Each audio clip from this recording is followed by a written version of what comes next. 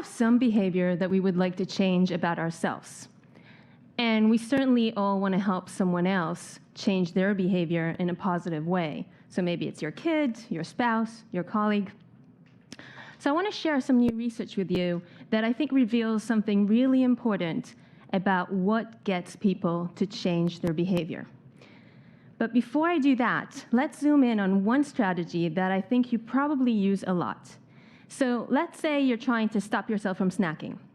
What do you tell yourself? Well, most people's inner monologue will say, beware, you'll be fat.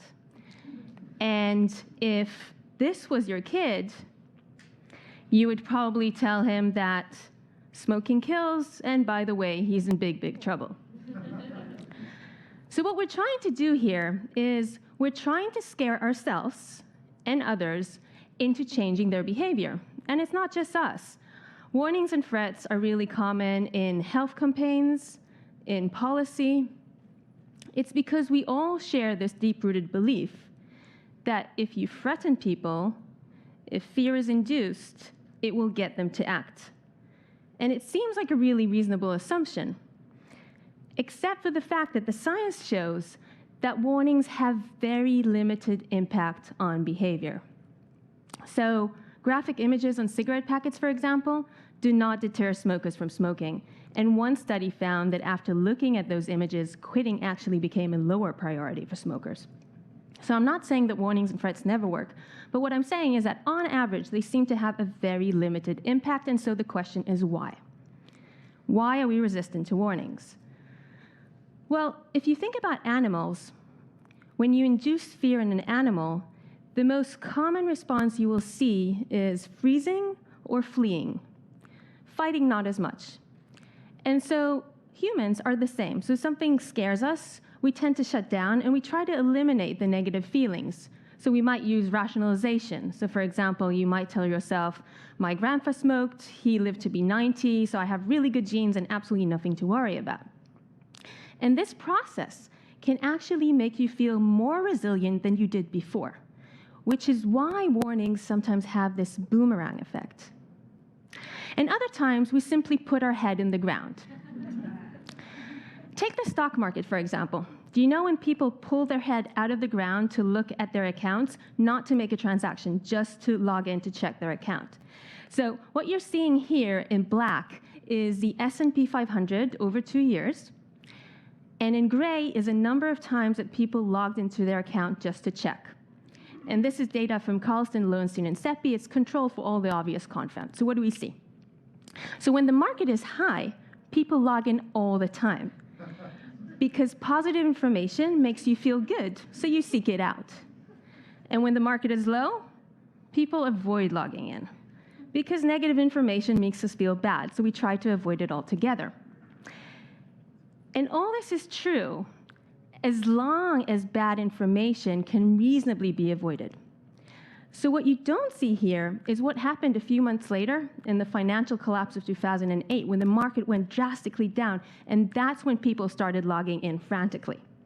But it was a bit too late. So you can think about it like this. It's not just finance. In many different parts of our life, we have warning signs and bad behaviors now. And they could potentially lead to all these bad outcomes later. But not necessarily so, because there's different routes from your present to your future, right? It can go this way, it can go that way. And as time passes, you gather more and more information about where the wind is blowing. And at any point, you can intervene, and you could potentially change the outcome. But that takes energy, and you might tell yourself, well, what's the point about worrying about something that might happen? It might not happen. Until we reach this point, at which time you do jump into action, but sometimes it's a little bit too late. So we wanted to know in my lab, what type of information does leak into people? So we conducted an experiment where we asked approximately 100 people to estimate the likelihood of 80 different negative events that might happen to them in the future. So for example, I might ask you, what is the likelihood that you will suffer hearing loss in your future? And let's say you think it's about 50%. Then I give you the opinion of two different experts. So expert A tells you, for someone like you, I think it's only 40%. So they give you a rosier view of your future. Expert B says, for someone like you, I actually think it's about 60%. It's worse. So they give you a bleaker view of your future. What should you do? Well, you shouldn't change your beliefs, right? Wrong. What we find is that people tend to change their beliefs towards a more desirable opinion. In other words, people listen to the positive information. Now, this study was conducted on college students. So you might say, well, college students are delusional, right? We all know that. And surely as we grow older, we grow wiser. So we said, okay, let's test that. Does this really generalize? Does it generalize to your kid? Does it generalize to your parent? Does it generalize to your spouse? And so we tested people from the age of 10 until the age of 80. And the answer was yes. In all these age groups, people take in information they want to hear, like someone telling you you're more attractive than you thought, than information that they don't want to hear. And the ability to learn from good news, it remained quite stable throughout the lifespan. But the ability to learn from bad news, that changes as you age. So what we found was that kids and teenagers, they were the worst at learning from bad news. And the ability became better and better as people aged. But then, around the age of 40, around midlife, it started deteriorating again. So what this means is that the most vulnerable populations, kids and teenagers on the one hand, and the elderly on the other hand, they're the least likely to accurately learn from warnings. But what you can see here is that it doesn't matter what age you are. You can be 20, 30, 40, 50, or 60. Everyone takes in information they want to hear more than information that they don't. And so we end up with a view like this of ourselves.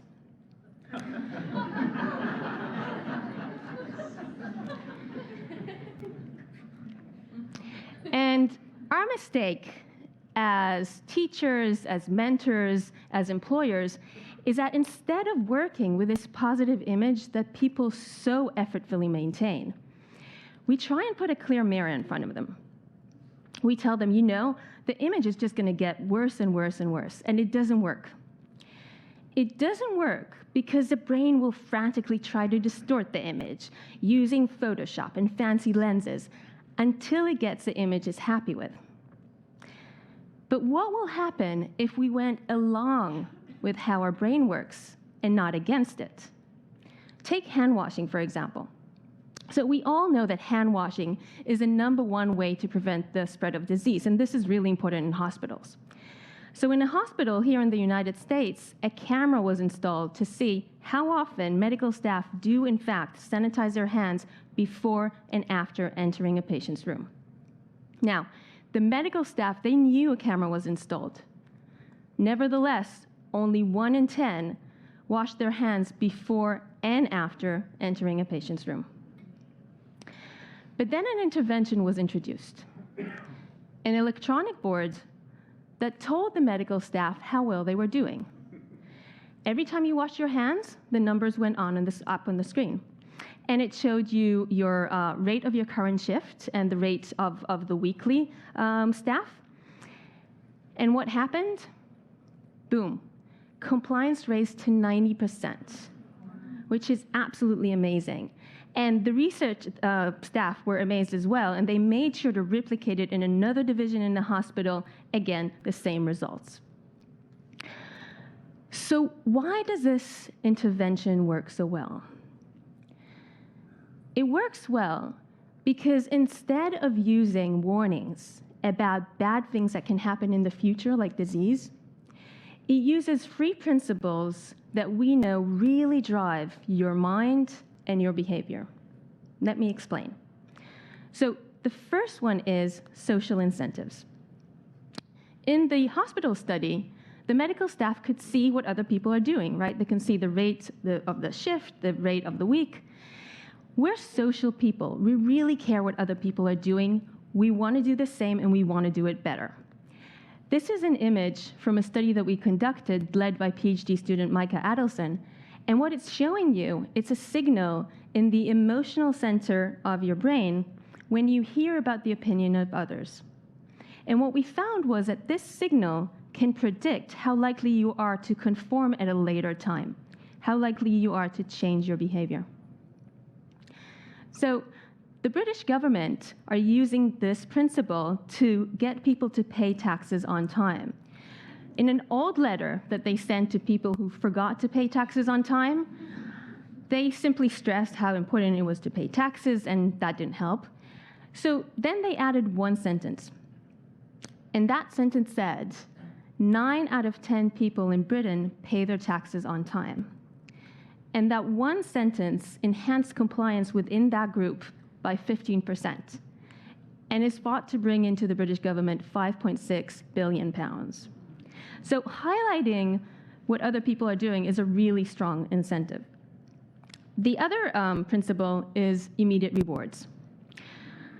So every time the staff washed their hands, they could see the numbers go up in the board, and it made them feel good. And knowing that in advance made them do something that they otherwise may not want to do.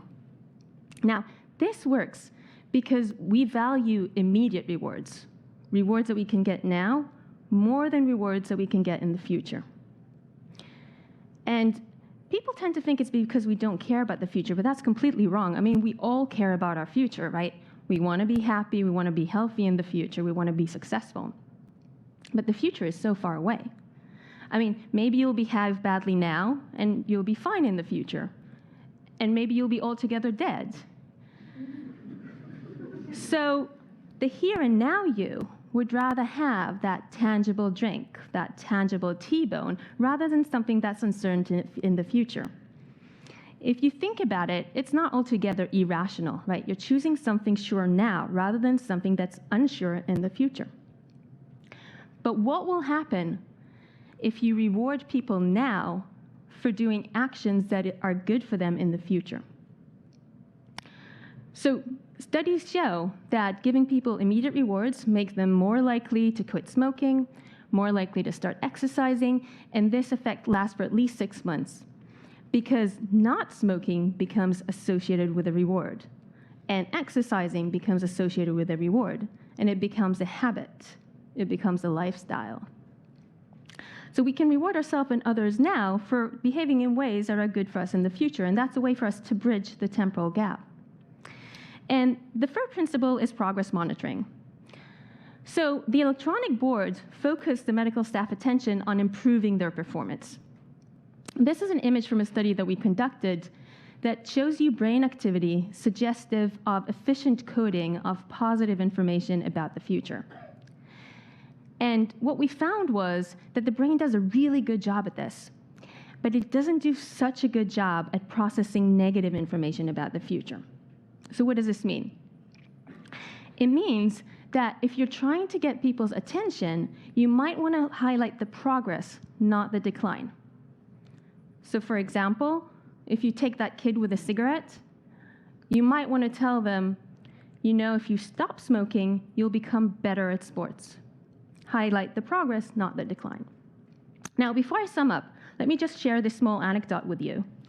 So a few weeks ago, I got home and I found this bill on my fridge. And I was really surprised because there's never any bills on my fridge. So I was wondering why my husband decided to put that on our fridge. And so looking at the bill, I could see that what this bill was trying to do is get me to be more efficient with my electricity use. And how was it doing it? Social incentives, immediate rewards, and progress monitoring. Let me show you. So here's the social incentives. So in gray is the energy use, the average energy use of people in my neighborhood. And in blue is my energy use. And in green is the most efficient neighbor. And my reaction to this was, my immediate reaction was, I'm a little bit better than average. A tiny bit, but still. And my husband was exactly the same reaction. And I want to get to the green bar. And then I got a smiley face. That was my immediate reward, and it was telling me you're doing good, and it made me want to put this on my fridge. And although I have this one smiley face, I can see there's an opportunity there to get two smiley faces. So there's an opportunity for progress. And it's showing me my progress throughout the year, how my energy use changes throughout the year. And the last thing this bill gave me, it gave me a sense of control. So it gave me a sense that I was in control of my use of electricity. And that is a really important thing if you're trying to get people to change their behavior, because the brain is constantly trying to seek ways to control its environment. It's one of the principles of what the brain is actually doing. And so giving people a sense of control is a really important motivator. Okay, so what am I not saying? I'm not saying that we do not need to communicate risks. And I'm not saying that there's one solution fits all.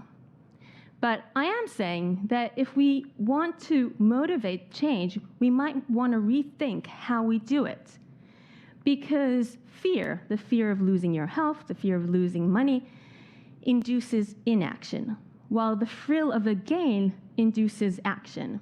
And so to change behavior in ourselves and in others, we may want to try these positive strategies rather than threats, which really capitalize on the human tendency to seek progress.